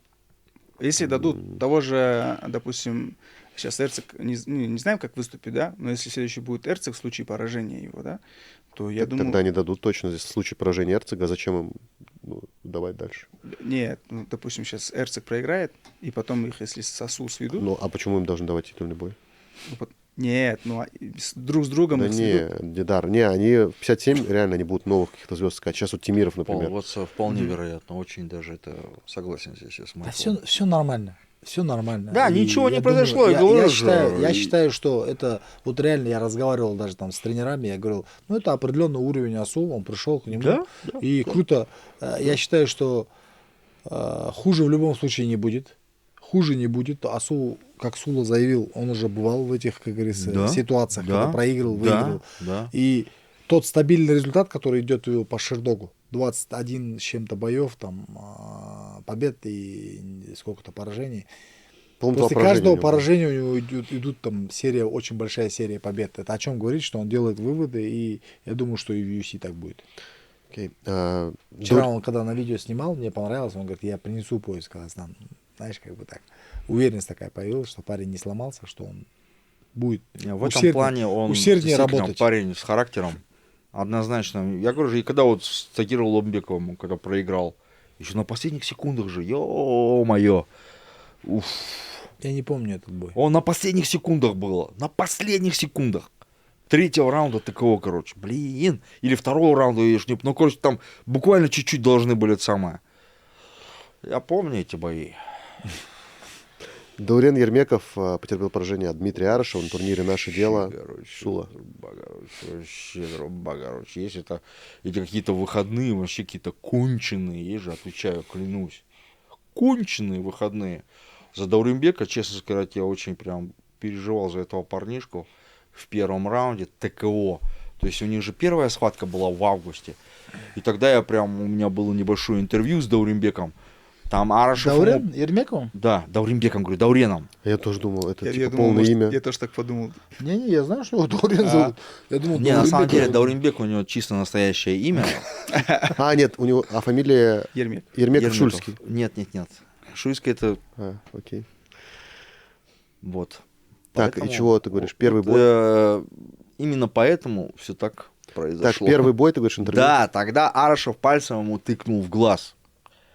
Мы с тобой, кстати, мы же здесь говорили да, об но при этом мы этого про не Это было. с ним поединок? Ты- был? Это реванш. Да, но при да. этом этого не было ни на одной камере, тоже это важно. При этом, значит, ты же помнишь, как это было? Ты видел? Да. Я и эту схватку видел, и эту схватку видел. Так, когда он сетовал, то что Даурен, Да, короче, снизу, раз... когда он ударил, Да. он глаз на Даурен глаз. раз сетовался, и, короче, все прикрыто. Там, в общем, была ошибка Тарасов, да, по-моему, если не ошибаюсь? Ну, я опять буду спорить, что значит была ошибка, если еще раз, мне на одной камере это не показало потом. И, ну, типа, это у нас есть слова Даурена, есть слова Арышева, есть слова рефери. Есть, ну, и слова рефери и Арышева, они, ну, на одной Они стороне. не могут различаться. да, и То у есть нас мы нету- можем их, знаешь, это сократить до одного голоса. Ну, То окей. есть, да, И то у есть, нас потому есть что они- видеозапись, То есть на у нас которой- есть вот это, да, и допустим, видеозапись. то есть и видеозапись мы тоже можем сократить к тому, что не было. Можно вообще Потому что вычесть. там нету. То есть и видеозапись, и Арышев, и рефери говорят об одном и том же. То есть это все одно мнение, их не три. Значит, мы можем сократить до одного. Ну да, только при этом ты говоришь, что там тычки в глаза осу только что ничего бы не поменяли, а здесь типа тычок, которого я не думаю, было, да, поменял. я все-таки думаю, это же какая-то сила воздействия на глаз была настолько, то, что Дауренбек Ермеков схватился за глаз, он просто не смог дальше продолжать. Хотя там не было ситуации такой, когда он прям проигрывал, получил какой-то жесткий удар, что вот он думал, я сейчас лучше завосьмерю, короче, мне надо отдышаться. Там ничего такого не было. Там была ситуация, когда раз, они стояли у сетки, и потом он раз, чук, взялся, вот так вот, баста, то есть вот так вот было. Я понимаю, там, если бы он там, его там забивали бы там, и он такой, сейчас надо завосьмерить. Окей, там не было такой ситуации. То есть, поэтому 1-1 в любом случае мы Я можем. как понял, что Даурен после вчерашнего поединка не согласен, да, с решением? Он что-то Нет, встал и после возмущался. вчерашнего уже согласен. Он Не-не, после того был не Я согласен. этого не видел. И в этот раз я видел, как он возмущался. Там Не, много нет, в там комментариях прям- писали, что ранняя остановка была просто. Но, Нет, по-моему, Даурен встал и показал, типа, что случилось. Я видел. ну, это обычно все бойцы показывают так. Я же нормальный. В чем дело, зачем его остановили?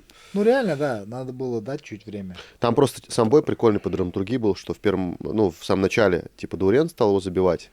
Да, блин. И потом- Уже все А? прям. Ну, короче. так забивал, да. Ну, а он просто там остановился, по-моему, Аршев, и потом, типа, такая же зеркальная ситуация, и Даурен, Да, я просто, как понял, провалился прям, типа, поэтому рефери, типа, влетел. Там нокдаун был прям, Да. он прям сел. Я Да поэтому не не было видел вот нокдауна. это, то, что ты говоришь, что он сказал, что он не Мне согласен. показалось, что нокдаун был. Не, я видел, в конце даже в видео, ты вот эти отрезки, которые гуляют везде, посмотри, он встает и руками машет.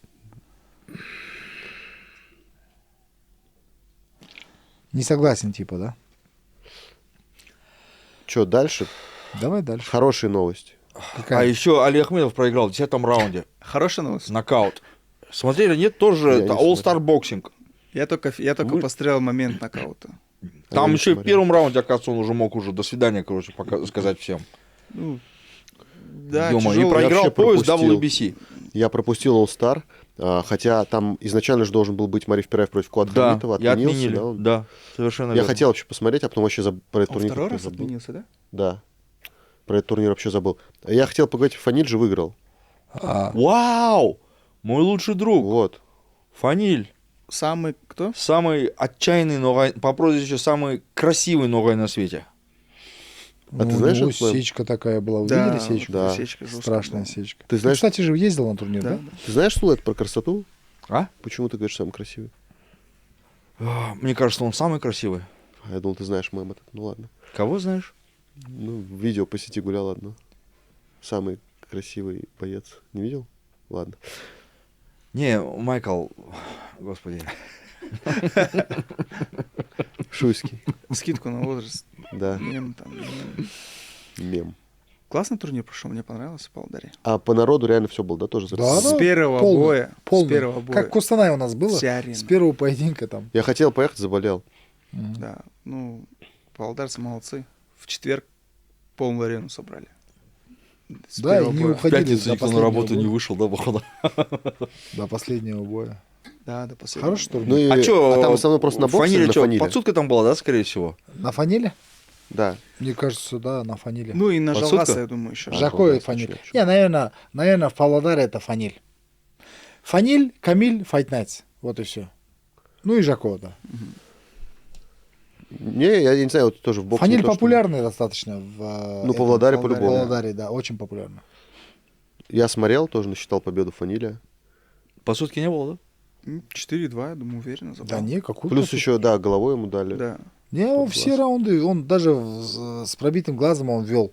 Везде вел. Вот Интересно. последний раунд чуть такой смазанный прошел, а так, как Фаниль работает по боксу, это реально очень круто смотреть. Знаешь, почему может быть подсудка? Как Что Айбек Агай говорит, что он за двоих работает всегда, да? Они что, договорились без борьбы? А что, была борьба? Вот я говорю, подсудка, что, может, они договорились без борьбы? Кстати. И Нет, но- действительно, ногами- никто не подсуживал, Они что ли, ногами не Фанилю? били, ты заметил? Я иногда думал, я иногда боялся, что этот Ахмед Алиев ударит ногой.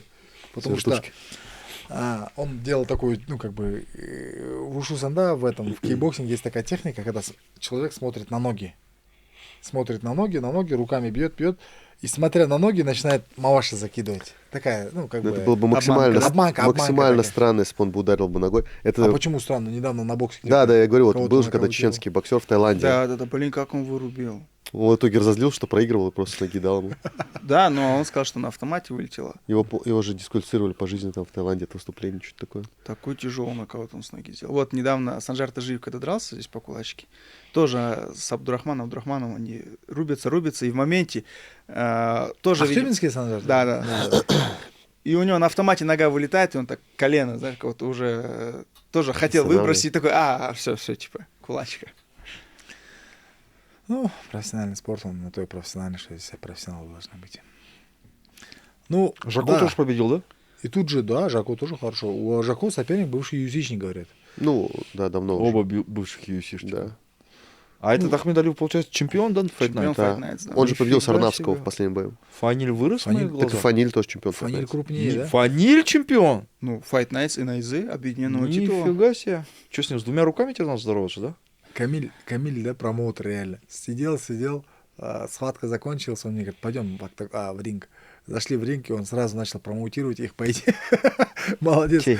Их Да, он же промо- сказал, что типа их второй поединок бой по там на ММА. ноге. А, по Давай, ММА. Нурбек, говорит, без разницы, у тебя или у меня, или, может быть, это совместная история, давай сделаем это, короче. Я говорю, Да не, он классно, он смыслы генерирует просто на ходу. Да, молодец. Просто... Но Фанили мне в Потом интервью... генерировать там уже понятно, Не, он- ясно же. Он, знаешь, Господи, вообще, не вот такая даже прям так, если посмотреть, у него же, неожиданность. у него, короче, за месяц третий турнир, и Да, все разные. да. Первый был типа кикбоксинг между медиафутболистами, потом ММА, сейчас профессиональный бокс. Нет, Все- За день все до в этого они в Казахстане? хоккей играли, знаешь, да?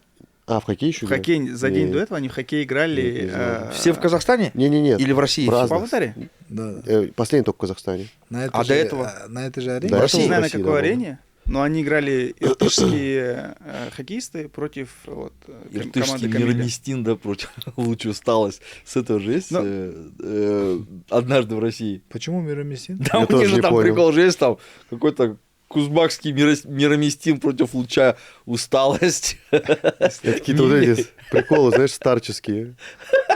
Это наша Раша или что? Венерический. Не-не, Да, венерические болеют, какие приколы. не-не, это однажды в России. Насколько старческий? Я не знаю даже, такого шоу. Господи. не знаешь Однажды в такого России шоу? не Вот знаю. ты Да, он действительно- шутил, Не, знаю. серьезно говорю. Знаешь? Я телек не смотрю. Вот это серьезно. А, да?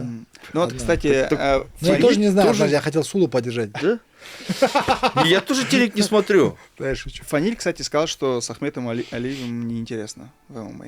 Неинтересно? Ну, если Фаниль, честно... ты вырос в моих глазах. Не, он, Вырос. знаешь, Фаниль сейчас прям, ну, знаешь, вот что сказать, реально, Фаниль и ментально вырос, и профессионально вырос, молодец. Ведет такой, хорошо, что не зазнается, ну, альхамдулилля, что не зазнается. По крайней мере, Беспорядочный образ жизни, видимо. по крайней мере, я это вижу. Опять про Но при этом, при всем, вот это благородство в нем, вот это величие, да, какое-то определенное, оно появилось. Круто. Ну, если честно, то Ахмед Алиев действительно, ну, по медийке, Да. он по спортивным заслугам очень крутой боец, Очень вообще, крутой. бесспорно. Но по медийке Ахмед Алиев его не знают все равно. И если действительно есть возможность, хотя, ну, сейчас вроде как Дамир Смагулов там в этой GFL, просто непонятно вообще, будет GFL, не будет, Если будет возможность сделать бой Дамира Исмагулова и Фаниль Райфкова, он будет намного громче, чем Даже по Фаниль боксу. Фаниль Райфков. победит, там, я уверен. Я помню, вы помните тот момент, когда он с Ахмед Алием, он дважды это сделал, боковой, когда летел, он прям присел и вот так провалил боковой, да, и сам при этом не отвечал, а просто прикалывался. Насколько, я просто вот сейчас про технику бокса, Фаниля, она реально такая крутая и разнообразная. Он же мастерок. Да, ну не знаю, мастерок. А помните в бою с этим? С Я могу Нариманом выйти Аббасовым? поговорить? Мгм. У него был уклон и апперкот, помните? Нет, оставь телефон, пожалуйста. Был уклон и апперкот. Тогда я тоже как бы удивился техникой бокса Фаниля, прям она крутая. Да, Но мне кажется, в этот раз у него меньше времени было подготовиться именно по боксу отдельно. Хотя они хорошо побоксировали, но в целом замечал. Сам Усев боксировал, кстати, с Найзи. Да, Да. Этот Алик Абдулла боксировал. Кто еще боксировал? из таких прям только Донателло боксировал, еще Павлодарский, но он Не, ну, базовый боксер. Донателло я не А знаю никогда. ММАщики, по-моему, больше не было никого. Я сына вспомнил сразу. Сын черепашки ниндзя смотрит. Я говорю, ты кто, Эйприл? А там девчонка Эйприл. Нет, папа, я Микеланджело. что он тебя не назвал спринтером. Блин, я недавно про черепашек ниндзя такую картинку видел, типа. Про пиццу. Да. Мы сперва увидели пиццу в этом, как его, в черепашек ниндзя, а потом только... Да, Через да. несколько лет только попробовали. Да. Да. Я смотрю эти мультфильмы и знаю, что им захочется пиццу. Я сразу говорю, они смотрят, вчера выходные, я говорю, что, пиццу хотите? Да, папа, а я уже заказал. Я говорю, заказал, сейчас придет. Эх, дети. А я ему специально говорю, ты кто? Он специально не выбирается, такой стоит. Я говорю, ты Эйприл, точно. Он говорит, я не Эйприл, я Микеланджело. Ты пообщался с Самусевым? Все-таки это был Знаешь, наш чемпион, который да, был знаешь, непобежденным. не получилось. Я хотел там ему руку пожать после победы. Я хотел его... Мне понравилось то, что он его уронил же, своего соперника. Да, Хотя да. так себе соперник был, ну, как бы не совсем На сильный. коротком уведомлении. Да, на коротком удалении вышел. Но при этом, при всем... Он должен был сначала, да, с Василием Польёком драться. Из Да, Питера. мне нравилось, что Самуси все время вперед шел, хотел рубиться, порвал себе глаз, да, сечку сделал. Да, сечка у него сильная. Но я обрадовался, что он просто вернулся в такую спортивную жизнь. Он у нас последний раз дрался... Год? 4... Нет, какой год? Нет, 4 год назад вообще он в Брейве дрался. Да, он проиграл Брейв, сломал руку страшно там. Да. Он упал на руку, а в Найзе он дрался там 3 или 4 года назад. Знаешь, это не моя вина. Вообще в целом по бойцам Стубета вообще какой-то трабл конкретный. И знаешь, что интересно, со всеми бойцами, которые дрались на Изе, с ними что-то произошло, со всеми ими.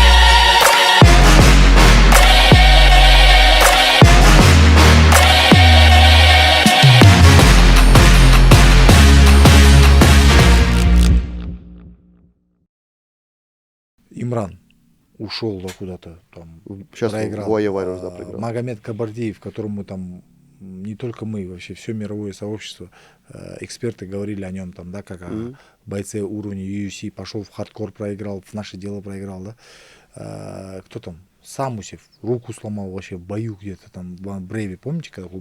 Да. Он же упал, да? Там? Да. Он с Кыргызстана хорошим тоже бойцом Да. дрался. Этот, как его, Джолдаспек Султан уехал в Кыргызстан, там что-то у него произошло после этого. И он в Таиланде сейчас в Таиланде. я говорю. застрял. Что-то там застрял у него, короче, все. Он не дирался после этого поединка вообще ни разу. Кто там еще был? Да, много кто. Кушен уехал куда-то. Ну, Кушен сейчас ван ладно, подписали. Ладно, надеюсь, Жан что у него Гасанов. все будет. И Жан Гасанов встречался со мной. Где он встречался? В Костанае? Нет, до Костаная. И говорит, вот, Агай, там, я хотел продолжить. Я говорю, ты же завязал. Нет, я хочу. Ну все, давай, там, подумаем. И через 3 дня там подписывает контракт. Не через 3 дня, через несколько дней. Ну, не то, чтобы он там, мы сильно нуждались в нем, но при этом, при всем, вот не понимаешь людей. Общаешься с ним, диалог. А он с кем подписал? С новой лигой Туран. Туран. А. Турецкая, я так понимаю. Ну, или Азербайджан. Может быть, да. Ну, Жаслан Акимжан есть. Жаслан Акимжан. Не, ну Жаслан Акимжан, вот я он для меня такой боец, который, вот, допустим, мы его не взращивали. Мы взрастили Самусева, Кабардиева, Имрана Тайсултанова и многих-многих других бойцов вот, с Тубета, а вот этого нет. При этом жалко, потому что, ну, для меня Тубет, Жалко, конечно, Тубет жалко. прям такая Это прикольная столько команда. времени потратили. Тубет Яркая очень крутая команда была, яркая команда была. Сейчас, надеюсь, у них все будет хорошо. Уже несколько раз об этом говорю. Но хочется, чтобы они там встряхнулись, встали на свои прежние рельсы и топанули. У них сейчас есть надежда, не только у них, у всего Казахстана. Это Диарнур уже, Да. у которого очень хорошие шансы. Полутяжелый вес, да. Да, в UFC. Он, кстати, скоро дерется, по-моему. Не 14-го, по-моему, да, да. по-моему? Вот он, буквально. Тоже в марте. Через 2 недели. Тоже дерется. Даже меньше, чем через день. По-моему, мейнкарт 10 дней. открывает, да, он? Да. Насколько я У знаю. тебя я видел уже. Да, Он там, да. по-моему, в мейнкарде 2-я или 3-я схватка. у него. Открывает. Открывает Да. мейнкард. Супер. Серьезно у него там оппонент бразил. Кто? Сантос Барденке. Когда, кстати? Вот 14 марта. 14. Ух ты. Сейчас Вот совсем будет UFC чуть-чуть. 313, и после него будет Fight Night. Вот, UFC в субботу будет Анкалаев, да? Мгм. С Перейрой. Да, Прям да. крутой поединок. Анкалаев, Перейра, я вот сегодня смотрел новость, Перейра, короче, написал, если ты типа так уверен, говорит, в себе, давай, говорит, на 200 тонн, говорит, с тобой. 250к. Или 250к. Да. Но я видел И он 200 ска- было и он написано. сказал, типа, отправим это в Да, кто выиграет, благотворительность. тому 200к, брат. Куда отправим? Ну ладно, бог с тобой. Благотворительность. Благотворительный фонд. Молодец. То есть вперед, говорит, газуем, если так в себе им уверен, говорит, 200 тонн, 250 штук ставим, кто победит, говорит, тот, говорит, ну, того бабки Ты как выходит. думаешь, Анкалаев Перейра? Мне чуть не нравится... Кто? В смысле, что? Не-не, вот что, никто. Мне чуть не нравится, что когда заходишь, когда заходишь в социальные сети Анкалаева, он только тренит там. Я понимаю, что тоже это как это отражает там жизнь, непонятно. Мгм. А когда заходишь в социальные сети Перейры, он сейчас там летал в Кайфует. Австралию, Да, да, да. он там что-то кайфует, на снегу танцует, он с какими-то девчонками записывает рилсы. Вчера записывал смешные рилсы там из самолета. И я понимаю, что это, не отображает действительно, что ты можешь действительно там в Инстаграм записывать одно, а там пахать жестко там на Но тренировках. у того интересней, да? Ну, 100% у Перейра интереснее Инстаграм, чем у Анкалаева. Анкалаев вообще не интересный Инстаграм. Здесь как бы я просто к тому, что мне кажется, что Анкалаев это супер топ, супер Сильный. сильный боец, и к нему нельзя вообще безответственно относиться, мне кажется. Не знаю, чем Перейра? он бою. А Перейра это экспертный ударник, но я говорю, что если он типа будет вот так относиться к тренировкам, как мне кажется, по его социальным сетям, может это не так. А, То вот Анкалаев ты к его чему легко сказал. схавает. Всё, Да-да-да. слушай, я не Показывает, въехал да, сразу.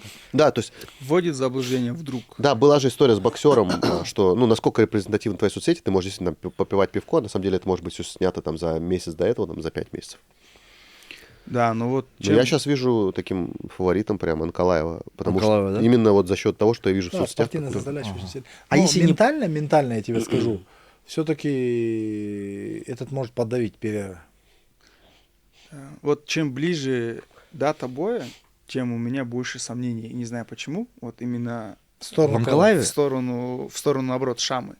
Что Шама все-таки как будто может уронить. Вот как будто может Что перевернуть. такое Шама? Ну, Ну, Шама это Алекс Перейра. Алекс Перейра. А почему Шама? Ну, Его никнейм, типа. Да, Он же постоянно говорит, Шама. Шама это типа как ехала. А, я, Да. я первый раз слышу. Шама крутой, молодец. На У него даже хэштег же типа Чама. Видел, да, как он на свай закинул этой девчонки? На Видел? свай закинул? Чего? Не на свай, Снюс, снюс. Ну, Да, на свай да. же по факту. Ты пробовал Сидит, когда-нибудь на сидит вот на это снюс? свай закидывает, и она ему говорит, что это? И он ей под губу ложит, короче, снюс. Игорь, типа, держи. Ну, мы вот это так вот. осуждаем, кстати. Ну, это вообще... Я Конечно, ни разу осуждаю. не пробовал, клянусь. Не пробовал. Обычный. А вот такой вот это типа крутой, да? Обычный считается? это какой? Опиум. Ну вот Обычно то, на что свай. продают там. Ну, общусь. Что, обычный у казахов это вот этот же был. Нет, вот такой я не пробовал. Извини, пожалуйста. Как не пробовал? Вот такой я не пробовал. Сыну не делал? Никогда я такой, что за это вообще просто? Осуждаем, каким сыновьям, вы что? Ты знаешь, о чем он говорит? Да, я понял. да. Все, осуждаем. Не, это нормально. Нет. У казахов. Не, своим детям можно делать. Своим детям можно. Вы чё, Нужно гоните? Не делать, надо. нужно. Ну, это... Я такого тоже не понял. Нет, честно сказать. сейчас нас смотрят же люди. Нет, с точки зрения медицины, это правильно. Чем? Ты вообще знаешь, у казахов вообще в традиции было так, что они вот так, как бы это, чтобы не прилипала кожа к органу, они специально вот это, разминали эту тему. Это вообще оттуда пошло. Не просто так. Господи, Да, я тоже про это окей, слышал. Я думаю, вообще просто это точно, наверное, не оттуда. Что-то любой, короче, посторонний человек увидел, короче, Не, что ну, опять это же не отсюда, делать вот Не так что ли? посторонний, папа. Так это же не папа делает в основном. Папа Это делает. вообще, это же вообще Дед- все вокруг. Старик делает. Ну это даже если кто-то, это же другой Короче, человек я тебе, тоже то думаю, есть, что да. что-то это Это вообще... не та тема, короче. которую надо обсуждать на бойцовских подкастах, мне кажется. Почему? Это как раз такие вот Я думал, яйца. когда он сказал, я такой на свою пробу, я думал, про это говорит. Нет, я обычно вот этот носвай, когда продают же. Все же, по-моему, пробуют. Ты пробовал когда-нибудь нос? Не, я просто не пробовал? понял. Я серьезно, Для я не меня пробовал. обычный и Ты необычный. пробовал? это всё как бы. Дидар? Я один раз в детстве в лагере попробовал, меня жестко после Да, да, да. пронесло, Вот я на больше не свай вот пробовал. так, брат. Если ты один раз попробуешь, и тебе может, короче, зайти, может не зайти. Его главное, Слава короче, Богу, не слава глотнуть, Богу, короче. Вот что, если нам не, что нам не зашло. Да, да. Мне просто всю жизнь говорили, что это, типа, нормальная вещь. Мне плохо было. мне говорили куриный помет, и я такой думаю, как я это буду Да, типа, в рот ну, засовывать. мифы ходят, и, там, и звездка говорят. Там, Не, и помет. куриный помет тоже добавляют, есть такие непонятные эти. А вот в Караганде у меня то, что бабушка и дедушка жили, торкало. мы это делали. Есть специальный Ну, табак, братан. если честно, это вот настоящий, как, про то, что он говорит, вот песочный или там, это вообще, блядь, так отвратительно. У меня есть некоторые друзья, знакомые, они могут услышать нас, наверное. Вот это, знаешь, такая ситуация, он закидывает там целый ритуал, у него должна быть баклажка пустая, у него должна быть полная баклажка с водой, и он вот это ходит, все куда-то что-то переливается, сюда плюет. Это так противно на самом деле, что... Они в Я туалет еще- без этого не могут Я еще пойти. про это хотел Что сказать. я вам скажу, что лучше сыну вот так сделать.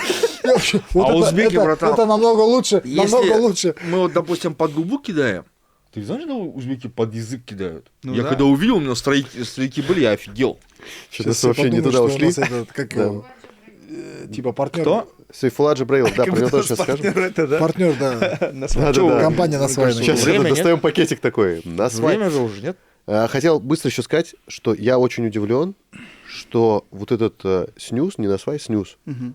я вот сейчас вижу, блин, ну не хочу в процентах говорить, потому что обманул, огромное количество бойцов ММА кидают снюс. Я с этого Я офигел. сейчас от тебя только это слышу первый раз. Ты реально Я не- присмотрись. Ну, борцов много раньше И кидал. ММАшников сейчас, я столько их вижу. Все эти, вот, они постоянно... Это блин, тот же самый нос, да, брат? Просто Нет, в это очень пакетике? другое что-то. Ну, А что возможно, это? возможно, Не, сам на свай кидает. Какой-то много. табак, Ладно, типа. что мы на этом застряли? Нет, Давай. интересно, Да? ну ладно. Интересная тема? Не, к тому, что очень много бойцов ММА, реально, я даже Ну, не как-то же представлял должны они количество. расслабляться. Как-то они должны Зачем им расслабляться. напрягаться, брат, что? Ну да, они не напрягаются вроде. Они в день 2 раза напрягаются, если честно. А обычный человек 100 раз в день По 6 напрягается. часов. Давайте, да, экс-чемпион. Он был экс-чемпионом или Да, президентом? да, Сайфулла Временный чемпион. Кто? Сайфулла Джабраилов. Это не завязывай. Да, нет, Сайфулла Сайфулла, салам Джабраилов. алейкум, родной. Он выиграл Урумбая... да. Раимбек Он Урумбай. не только Раймбек, он же еще Раймбека. выиграл этого. Как Ержан, нет? Как его? Жолдубай. Жолдубай, а помнишь, он сам пинок, да, в печень? А, да. Ух, сразу же, короче, нокаут. Они же должны были с А, Самусевым крутой подраться, я просто Да, помню. Самусевым должны И были потом подраться. Самусев порвал да, кресты да, или да, что-то да, такое. да. Он же его вызывал. Я вот там, в тот момент история пришел была просто в Найзу интересная. как раз. Когда это все раскручивалось, ты говоришь, это будет капец крутой бой, в итоге Да, уже да. прошло Крутой. Сколько времени прошло? 3 года. 3 года. Крутой поединок был бы. Сайфулла очень порядочный, да-да-да. красавчик Очень парень, порядочный, уважительно молодой человек. относится как к старшим, так и вообще к нам, к лиге и вообще в целом к казахам. Чеченец. И сейчас у него может, прям, такой. ну, получается, второй какой-то пик, потому что он Да. в ACA, у него до этого, он же дрался до этого в ACA, потом... ACB, да, кажется? Он и в ACB дрался, потом в ACA успел провести бой, проиграл, а у него, по-моему, в ACA тогда был 1-1, Да. и потом он пришел, ну, сейчас, получается, заново пришел в ACA, и капец, у него там серия из 4 побед, все в первом раунде заканчивают, всех рубит жестко. Просто Я на него срубает. смотрю, он, если честно, даже Да, визуально он поменялся. Налился, Очень такой короче, мощный. очень крутой, и на самом деле он сейчас прям, ну, очень близко к титульному бою. А это наш боец? В смысле, с Казахстана? KZ. Не-не, Он был чеченец, чемпионом прям на с Израиле Грозного. просто. С Алихан Ну, Сулеймановым двигается, да, если я не ошибаюсь? Да, он, ну, в Алихан смысле, Сулейман даже приезжал его на Да, фитнес. вот в цирке, когда вы делали, помнишь? Да, да. Он туда был. Я Щегласова с ним фотал, кстати. Крутой боец. короче, у него сейчас второй пик. Молодец. Вчера он мне написал, я откуда узнал, я не знал, что он дрался вообще. Почему-то. Надо мне смотреть даже- Вестник ММА. Нет, знаешь, а ты рассказывал про Выкладывал, него? Вот даже смотри, да, элементарно. Вот он мне написал, я просто хочу посмотреть, у него у самого в социальных сетях вообще есть что-то про свой бой. Вот почему, да, я говорю, важно вести этот... кстати, есть. Дневник. Дневник кто-нибудь ведет из вас? Я веду дневник. Типа Ну с вот- оценками? Вот, ну, почти. Вот в этом, короче, в айфоне, ты знаешь, да, что у них новое приложение Вот дневник что есть? интересно, он даже вот выставил вот видео, да, одно из первых, наверное, где он с поясом на языке стоит и тренировочный процесс свой показывает. Кстати, его поединок с этим, как его? Кого он выиграл? Нагибуллин? Как? Хабибуллин. Глеб Хабибуллина выиграл. Кстати, он чемпион Fight Nights, да? Да, Экс-чемпион да, Fight был. Nights. Блин, ну ударка. И Хабибуллин очень сильный боец, то есть, ну, это не, вообще не проходной ни разу боец. Да, да. Его Хабибуллина выигрывал, я помню, Сабит Джусупов, да? Не знаю. Я тоже не вспомню. Посмотрите, Сабит Джусупов, кажется, его выигрывал. Хабибуллина. Кстати, а что у тебя за биф с чемпионом Лиги Найзы в Инстаграме? Ну, все, на самом деле, я не знаю, ну, я могу это рассказать, но... Что за биф? Ну, короче, Рамазан Гасанов, Ага. меня, ну, это была ночь, было 2 часа ночи, записал видео, что, типа, он посмотрел наш подкаст, где я говорю о том, что мы еще раз уже вспоминали тогда про то, что люди стали фукать. Мгм. И он же сказал после матча интервью, что он говорит, зачем вы фукаете, что я не из Казахстана, типа. Да, Мгм. да, Хотя ты ему сказал, что нет. Дело не в том, что не сказал, ты лежал там да, да, 14 минут из 15 боя, да, просто в своем сопернике. Я ему потом это сказал еще после этого, и опять мы это обсуждали в подкасте, и он почему-то опять как-то вытащил эту тему, как на нее, не знаю, обиделся или что, и говорит, типа, у меня 30 миллионов просмотров на бои, и типа ты никогда таких цифр не достигнешь. Не знаю, я причем вообще здесь. Ты никогда таких цифр не достигнешь, типа, ну, завидуешь условно. И он говорит, вот я такой популярный, и меня, типа, ну, меня люди, типа, любят. Ну, как-то так написал, Я не думаю, знаю. я думаю, знаешь, дело не в этом. Помнишь, мы когда с тобой обсуждали про его будущее за океаном? Ну, Вот, наверное, скорее всего, он про это говорит. Когда ты сказал, ты же сразу оборвал, типа, сказал, что, ну, типа... ну я да, не да, верю. ну я также, да, говорил, что в UFC, типа, действительно не нужен еще один борец, который просто, типа, лежит, Ну, и нужно опять быть же. ярким, интересным. Это нормальная реакция на человека, когда говоришь правду. Когда журналист, блогер говорит правду, эгоцентричный боец, естественно, это его конкретно это самое. А так я, Майкл, с тобой полностью согласен. Ну, что важно, Абсолютно. Знаешь, Вот, вот- ты что еще от бойца ждать? Конечно же, он у него там горит там. что важно, мы потом, ну, списались Всё в личке, правильно и сказал всё, Майкл. ну, Не, условно, пожали он руки, так что, достаточно да. такой, вообще, хороший парень. Я тоже удивился, да, мне хороший кажется, парень, воспитанный, но воспитанный. Майкл здесь прав по любасику. самое вообще Это его последнее, мнение. самое последнее, что нужно делать бойцам, это, типа, ну, наезжать действительно на нас, там, на На обзорщиков, типа, да, сначала Мы просто добейся. можем перестать про вас вообще что-либо Да говорить. не то, что, а типа, Не, ну, да, прикинь, ты подерешься с ним. С кем? С бойцом. С Гасановым, что ли? Ну да. С Гасановым Да. именно? И сломаешь, прикинь. Ты же занимался войной. Если у меня будет вообще какой-либо конфликт с профессиональным бойцом, я считаю, что я имею полное моральное и законное право этого человека в этом конфликте, я не знаю, там, убить какую-нибудь тему, там, камнем, потому что он профи, все. Я не профессионал, я буду защищать свою жизнь, и мне кажется, если при этой защите там, чем там... Не, ты не понял, ты Мишины мысли вообще понял? Он правильно говорит. Что? Тебе не надо про камень говорить, тебе наоборот надо говорить. Самое последнее, что они должны делать, это... Господи, мы сейчас говорим о наезжать бойцах. наезжать на вас. Ну вот он про бойцов Мы и говорим говорит. про бойцов. Он же про бойцов и говорит. Тут надо говорить, брат, так, чтобы, я считаю, боец понял. Доходчиво. Да. Ну камень... Любая, лучше всего бойцу в драке, к примеру, со мной, с Майклом, получить по башке, чем дать. Ну да. Это однозначно. А, какой он Это хитрый, просто прям как... И не просто... Лучше даже вот Странно, что покалечиться. я не сказал. Прям покалечиться лучше. С ножевым ранением лечь куда-нибудь. Чем просто даже маленький синячок оставить. Гораздо лучше будет для него это. И поэтому я и говорю, что, парень, просто так ничем это точно не закончится. Ни, как говорится, ни по красной, ни по черной, по любасику. Мы Тем говорим более. про цвета в раскрасках. Да. Я вообще против того, чтобы на журналистов вообще как-то Чем мы все наезды темы делали. обсудили? Да, в целом, ну, действительно, может быть, еще какие-то были по-любому темы, но, мне кажется, мы самое главное затронули. И, Да. опять же, выпуск у нас там не такой получился веселый, потому что, действительно, погиб, да, очень, ну, для всех, А вообще из-за чего, ты не слышал? ну, остановка сердца.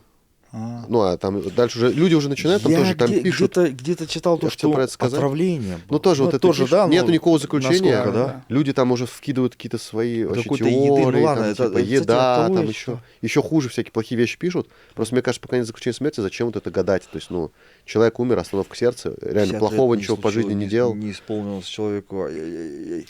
Ну, будем надеяться, что только в том мире ему гораздо лучше сейчас. Что говорить? Он... Легенда. Да, тем более ушел в священный месяц. присоединился к предкам. Пост держишь? Да. Все, на этой Ты прекрасной делаешь ноте. пост? Нет. А Только в Телеграме. Нет, не знаю.